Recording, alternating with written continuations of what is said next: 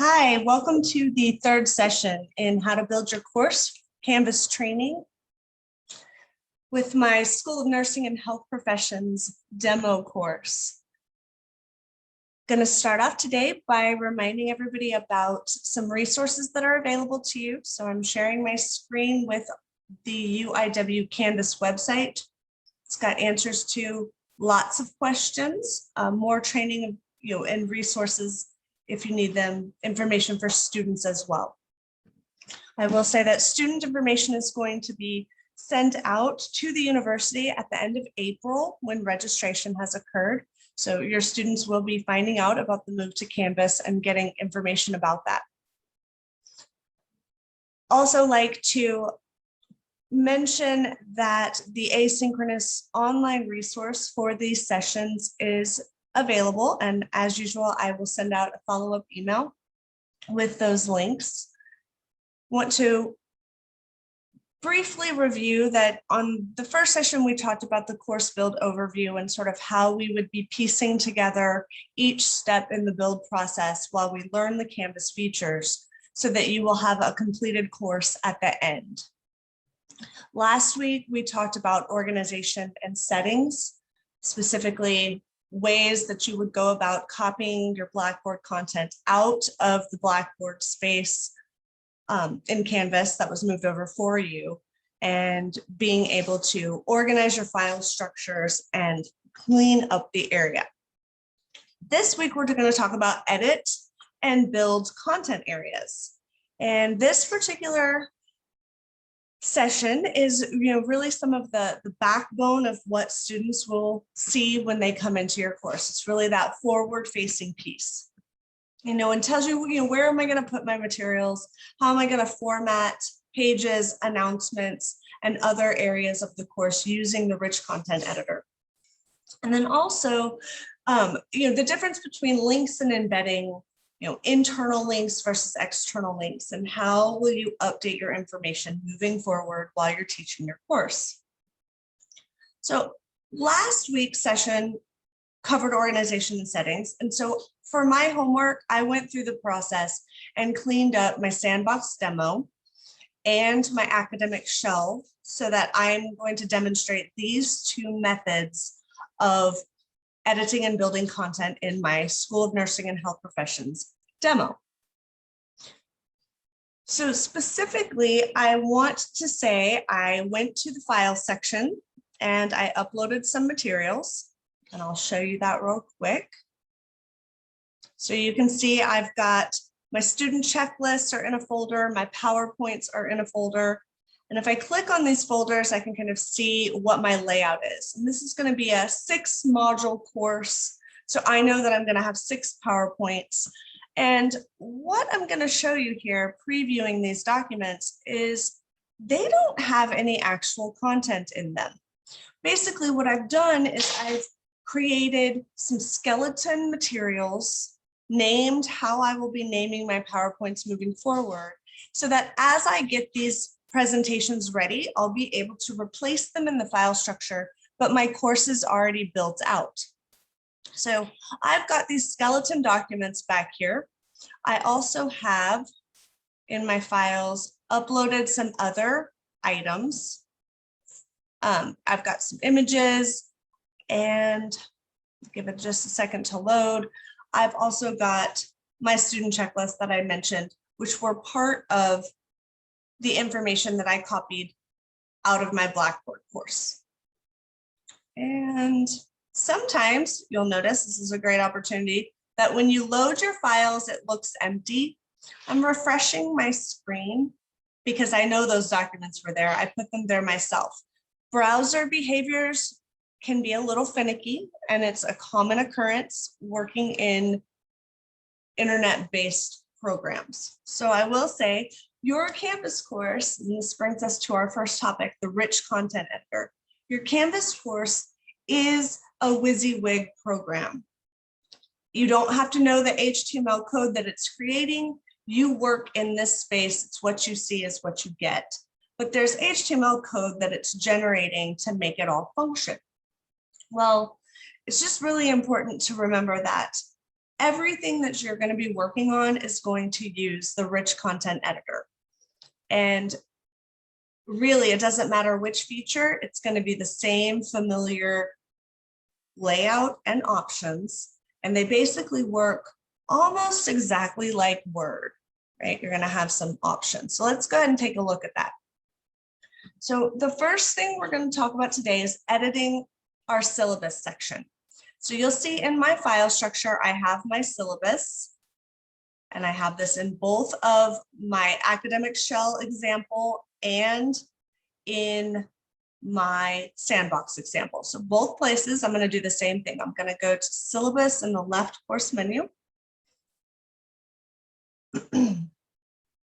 And in this space, I'm going to choose the edit button. And I'm doing this in both spaces. You're going to see the difference. In my academic course shell, I have this area laid out. In my sandbox, I do not.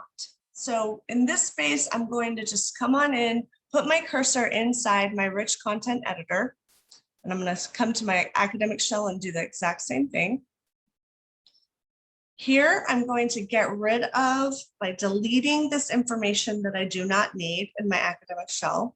That's placeholder text and additional resources that faculty may find useful in learning about building a course, but it's not something that I will want to leave in my space when my students arrive.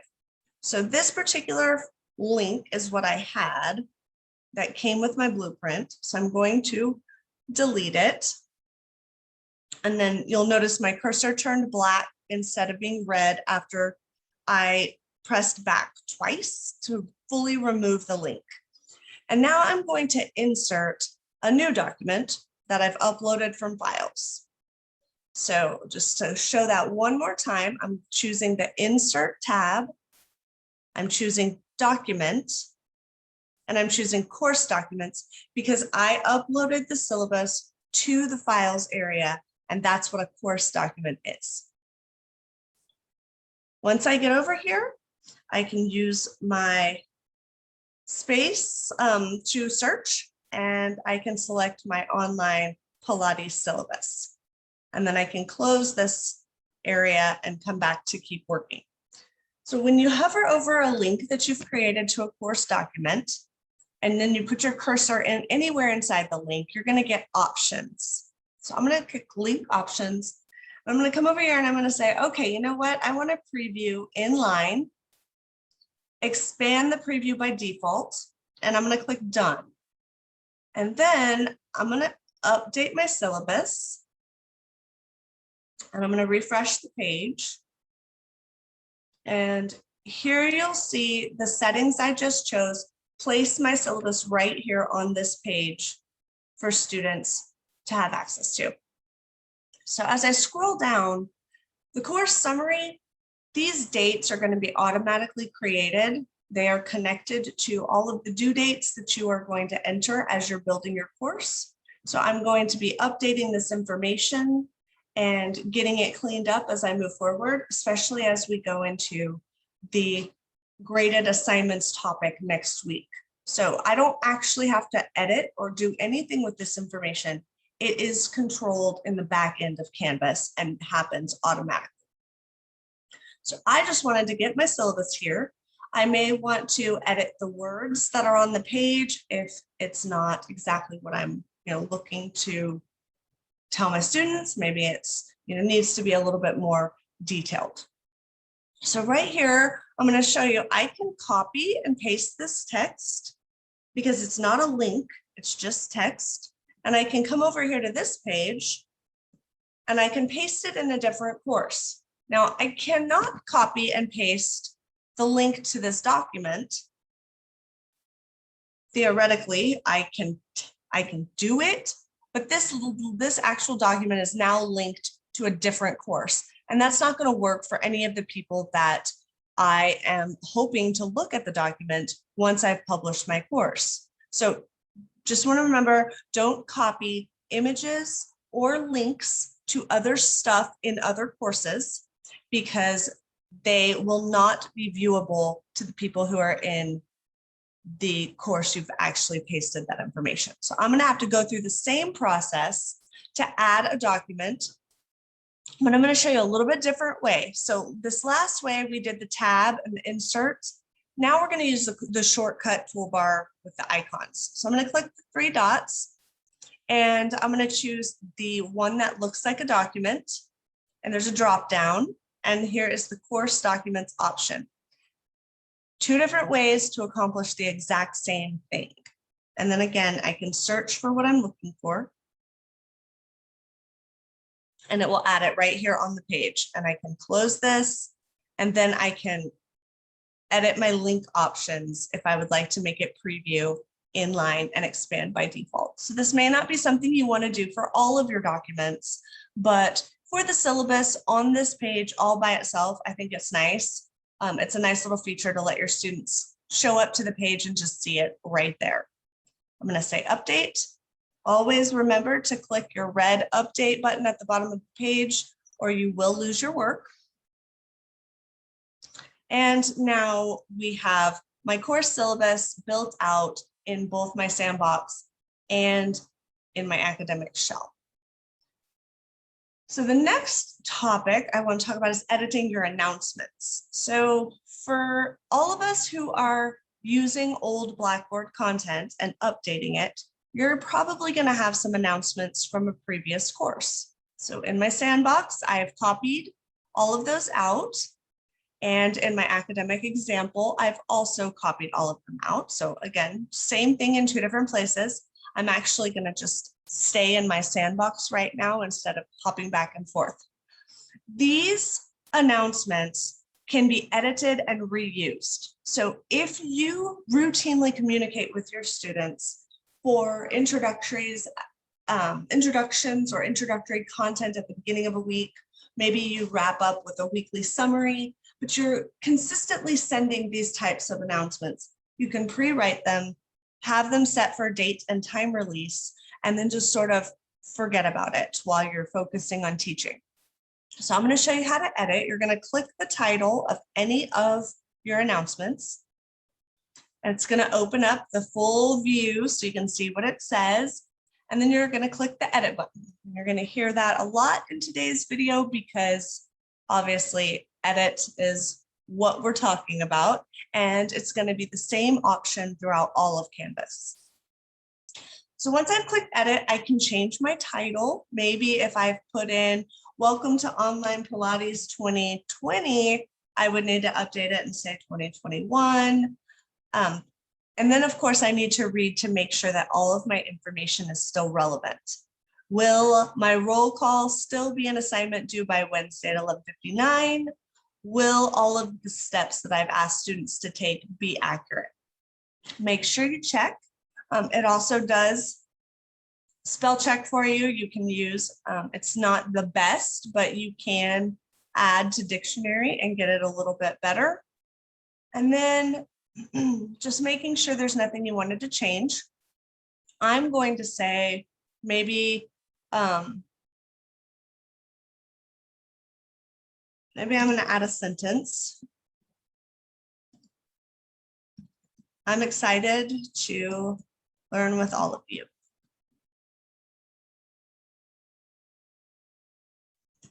And I can just come down and check my settings and then click save. So as you can see, this post was delayed until October 19th, 2020.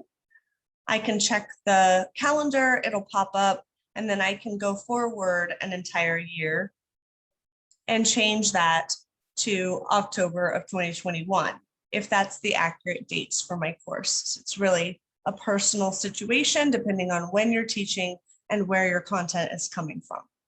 So that's how you would change the information.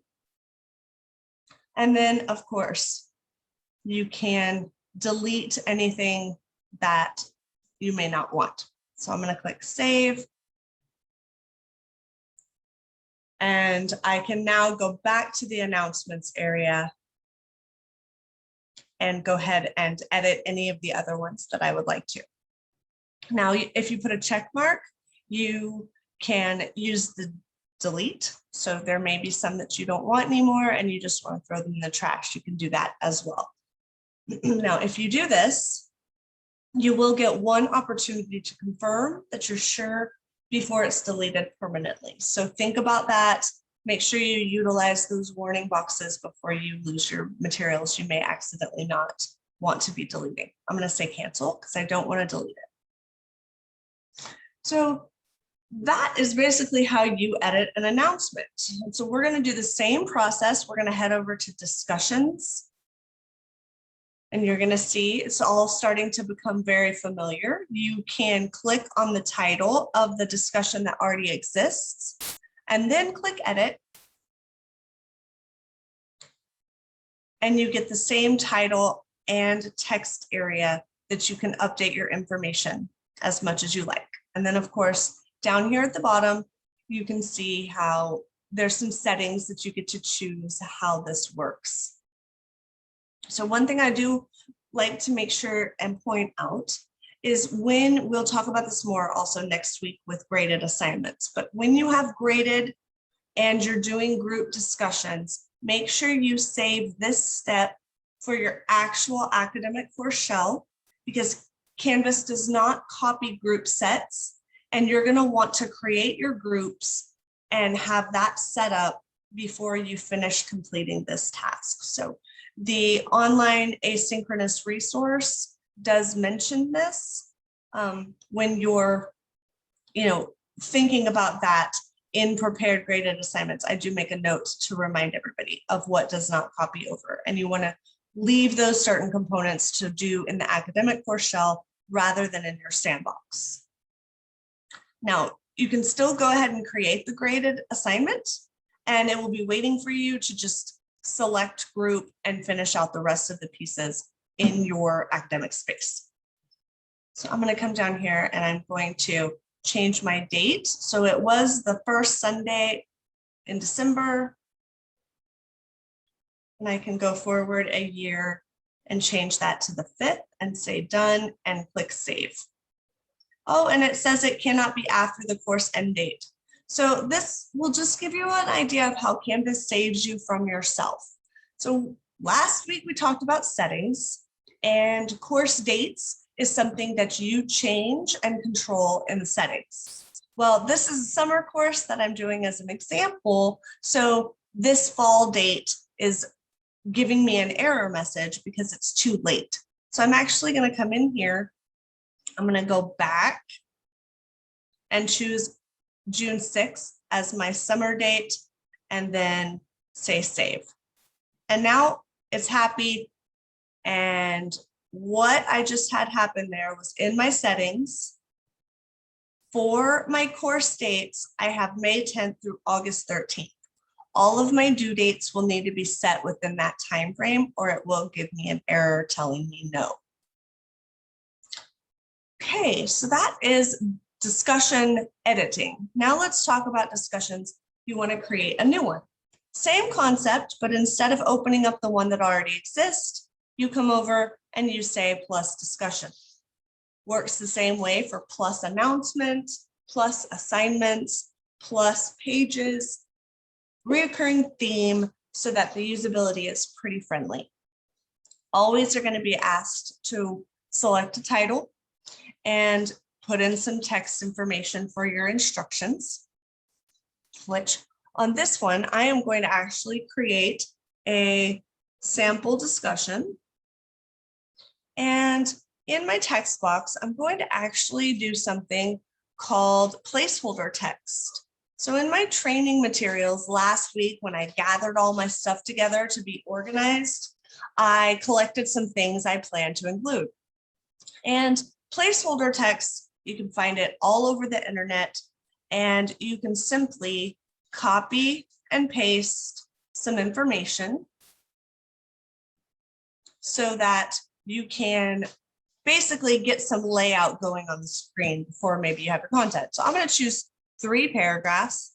I'm going to ask it to generate. And this is perfect. I'm going to copy this, Control C, come on over to my new discussion topic and paste that information right here on the page. Now, once I've done this, I have all sorts of options to edit. I can make it bold, italicize, underline, change the color, make hyperlinks, really do all the things that you can do in Word, you can do right here. So I'm going to show you first how to create links. So external and internal course links, it's important to understand the difference. External links are going to be things outside of Canvas. For example, this lorem ipsum generator is an external link. I could create a copy of this URL and go put a link. I also have some additional training information, like let's say Pilates for beginners from the Mayo Clinic. So my example course for Pilates, I'm going to come over here. I want the students to read this article, and I'm going to tell them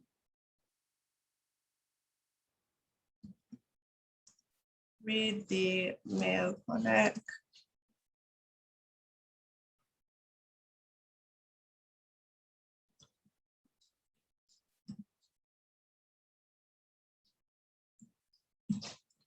and I'm going to select these words. I'm going to click the link option, drop down menu for external link, and I'm going to paste the URL right here on the page and say done. And now I have a link that the students are going to be able to access the article before they write their discussion response. Now I can also add images. So let's say, for example, I want to place a help icon so that if students have trouble with posting on the discussion board, they know where to get help. So I'm going to come over here. I'm going to choose course images. I'm going to select, I'm going to search for help. And not finding one there. So let's see. Looks like I don't have one in this place. So that's okay. I'm going to actually come on over here. Go grab one. I can find a help icon.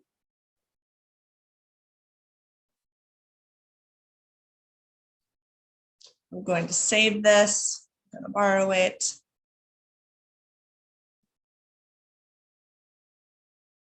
And then over here, I can say, insert an image, but I want to upload it because I didn't already have one like I thought I did. And I'm going to select my help icon right there. I'm going to say, I'm going to scroll down. I'm going to say question mark for my alternative text. Say submit. And it pastes it right here. I can select an image.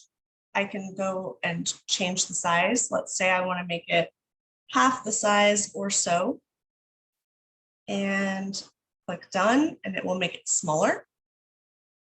And then I can say, need help using the discussion board. And I can come and get a guide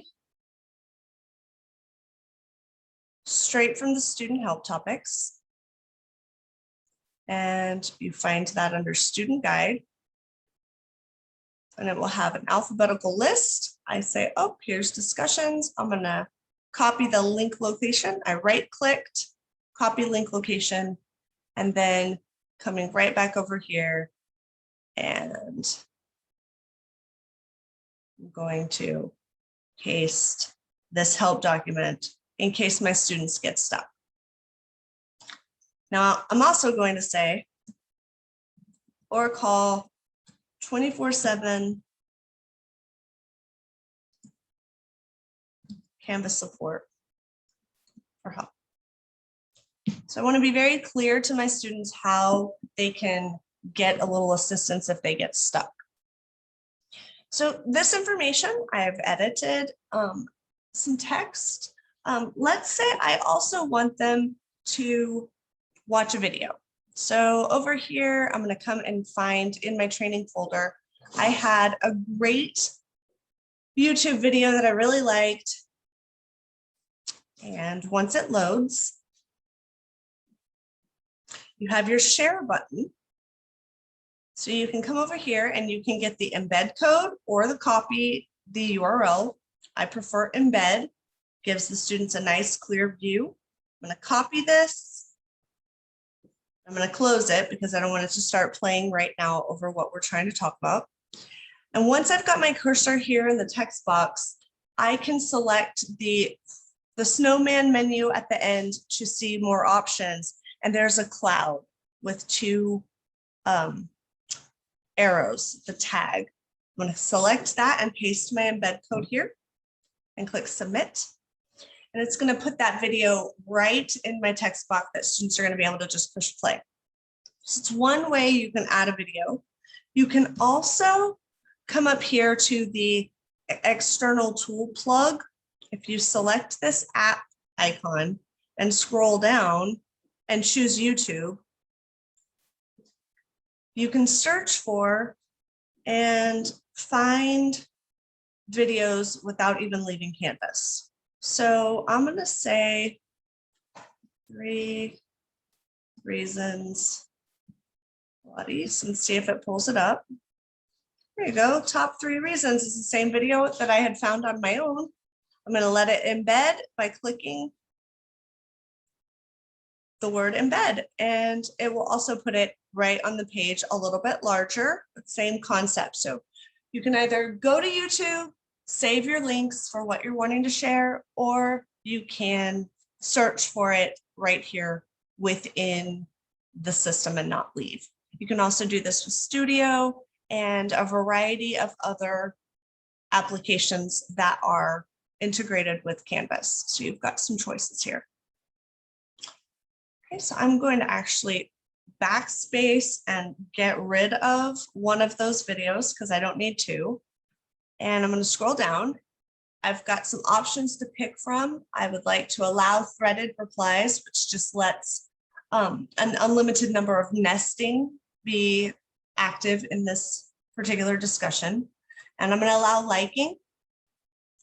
And I'm going to add a date for the students to do this. It's not for a grade, but I just want it to be a reminder in their stream of information that they need to be doing it and that it'll come up in the course summary on that syllabus feature and be in their calendar. So I'm going to actually choose, let's say by the end of the first week of class, and say done, and 11:59 is the default time if I don't enter one. And then I'm going to say save and publish because I'm entirely finished and I'm ready for students to see this information as soon as I publish the rest of my course. So that's how you build a discussion. So all of those skills is actually going to be applied to pages as well. But you might be wondering, what's the point? Why do I even want pages? Why not just build my course in modules? Well, modules can get pretty crowded if you were to put item by item. What a page does is it lets you put a collection of information in one place and then place that page within the module. So it's basically an organization feature, and it's just a way to be able to give some content to your students. So I'm going to show you sort of how I've got pages already. So I've got week 1. I'm going to right click and open in a new tab. I'm going to week 1 first Pilates workout, right click and open in a new tab.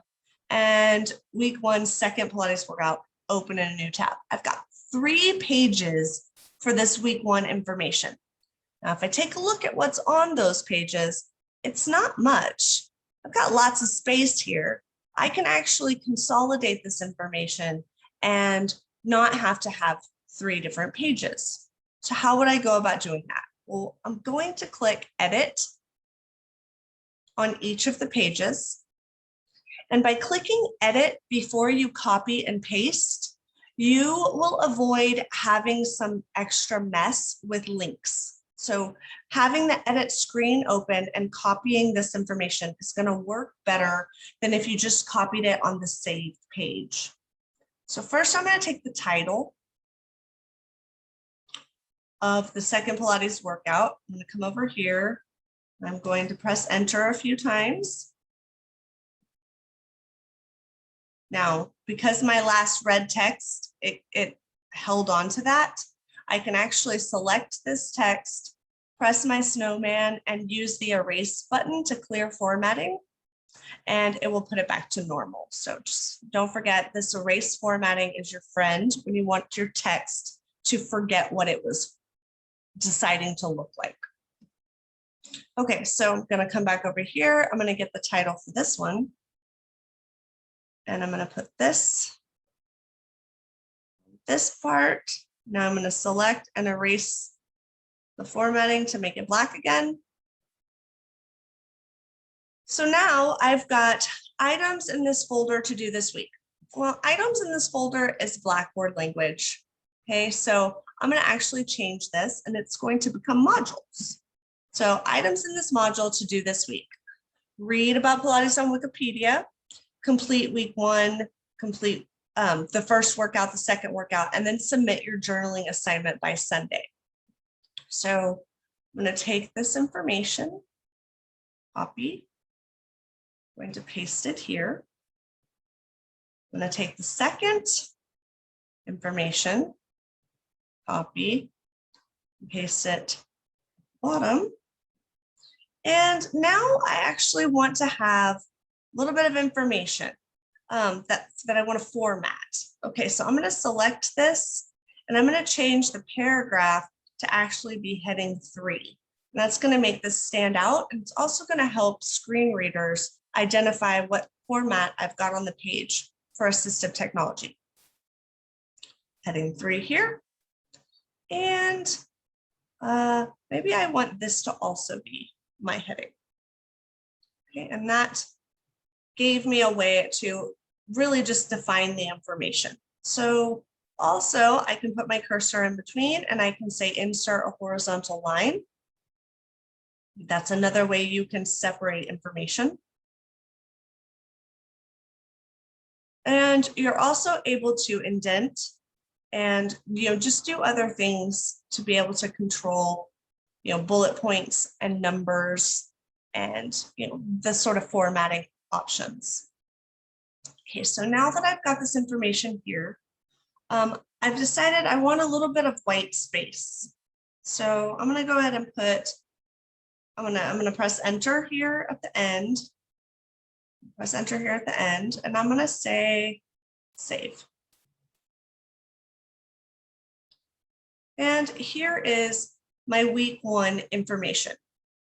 I can now come over here, I can cancel this, and I can delete this page because I pasted it somewhere else. I'm going to close that tab. I'm going to do the same thing to this page. Delete it. And then close that tab. And so now I've got week 1 with all of this information here. And in my module, you're going to see that week 1 is left, but my other pages are now gone because deleting them automatically takes them out of the module they were associated with. Okay, so also take a minute here. You had some other choices, just to let you know. You can let that load. You can add to-do dates. Again, this will make the page be a reminded aspect of the course to tell students that it needs to be done. So it will show up in the calendar, on the course summary, and in their activity stream on the homepage that reminds them things they have upcoming and to do. So that's what you're controlling here. You can also change to allow anyone to edit what's on a page if you want to use it as a wiki and do any sort of collaborative assignments. You have that control. You also have the ability to add different information. So let's say down here at the bottom, you saw me add an external link, but I can also do a course link. And I can do that to the assignment for this module, which is, maybe roll call, week 1 journaling. So I can click these and it will also put a link to the assignment right here on the page. And it's always helpful if you describe to your students what the link is for. So week 1 journaling assignment, you can tell them maybe turn in assignment with this link or something else descriptive, just to let them know what's going on. And I can insert another horizontal line. So this is basically showing you have a lot of freedom to create pages of information about anything you want on your subject matter or your course, or logistics of where students are going, clinic schedules, or other information. You get to have the freedom to craft custom web pages, as many as you like, inside of your course. So if you view all pages, again, very familiar, announcements work the same way, discussions work the same way. You click the plus page, and that's how you create a new one. Okay, so at this point, I'm going to close that out. It's going to say, are you sure you want to do that? I am sure, just for demonstration purposes. But that pretty much sums it up. You've got lots of options. The asynchronous resource walks you through all of these steps and has some great introductory videos, 5 minutes or less, talking about all of the features in the rich content editor. So if you're not sure and want to do a refresher, it's a good video to watch. And then as we're wrapping up today, thinking about what you're going to do next in your course build project. So last week, you kind of organized your files and you manipulated the settings of your course so that it functions the way you'd like. Now, this next homework assignment is going to be about editing the existing content areas. Basically doing what I've demonstrated today to get your stuff accurate and finalized. So I do want to point out, you need to make sure that your course pages, discussions, announcements are published. If they do not have a green check, even though they exist, students cannot answer, they cannot access them. So that's really important. The next thing you want to also do is maybe, think about how you're going to update information moving forward. So for example, if I have date-dependent information, let's say I have 2021 volunteer info, and I need to spell it correctly. So I've got 2021 volunteer info, and I'm going to just go down and put all of the dates and times that are available for volunteers. Maybe the location and a description of what the opportunity is. Well, this may seem like a great way to use a page, but I caution you to think about that because you will have to manually update all of this information every time you teach the course. So it's very important, if you're pressed for time and can't dedicate manual updates, that you reconsider using the pages for this type of information. Now, I say that because there's the easier way of using the replace feature by making this a document. So one of the things I'm going to show you is my PowerPoints. So instead of having 2021 PowerPoints, I'm going to leave the date off. And we know that they're 2021 because that's when this course is going to be taught. So I don't really need that date. And then I'm going to remove all this information, and I'm going to use my course documents. I'm going to come over and I'm going to find my PowerPoints, and I'm going to place them on the page. So I'm going to click the first one. Oops, and if you press enter, it puts it twice. So if you do that, just Control Z to undo what you did. And now you can push enter. So the second one, I'm going to come back over, press enter. My third one, press enter. My fourth one, right? We kind of see where we're going with this. And I can close it, and then I'm going to press save. Now, this information, I would go to the files every time I had updates to do, and I would replace that file with the same name, and I can change that information easily. So it's not necessarily more or less work. It's more about your preference and workflow and how you want to ensure that all of your information is accurate before students have access to your course. So what I like about using documents is that I can be